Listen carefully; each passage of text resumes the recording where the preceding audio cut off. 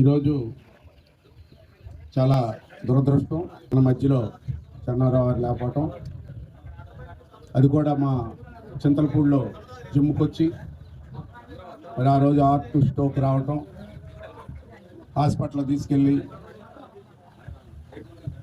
చింతలపూడిలో చూసిన తర్వాత ఏలూరు తీసుకెళ్లే లోపే చనిపోవటం జరిగింది. చాలా దురదృష్టకరమైన విషయం.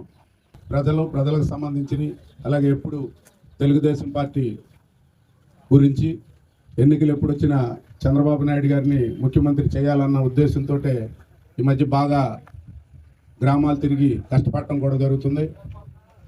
ఇక్కడ చిన్న చిన్న ప్రాబ్లమ్స్ ఉన్న కాన్స్టిట్యున్సీలో మరి అతను ఒకే పట్టు మీద పార్టీ గెలవాలన్న ఉద్దేశంతో చేసేవాడు. అలాగే తెలుగు యువత అధ్యక్షులుగా పనిచేశారు. ఇంకా చాలా పదవులు చెన్నారావు గారు చేయటం జరిగింది. క్లస్టర్ ఇన్ఛార్జి, అలాగే గ్రామ పార్టీ ప్రెసిడెంటు.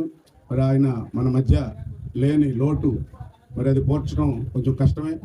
తెలుగుదేశం పార్టీ తరఫున మేము అందరం అండగా ఉంటాం. మరి ఆ కుటుంబానికి చెన్నారావు గారిని మనం తీసుకురాలేము, కానీ మిగిలిన విషయాలన్నింటిలో కూడా ఆ భగవంతుడు ఆ కుటుంబాన్ని ఆయురారోగ్యాలు ఇచ్చి మరి కాపాడి చూసుకోవాలని, చెన్నారావు గారి ఆత్మ శాంతించాలని కోరుకుంటున్నా.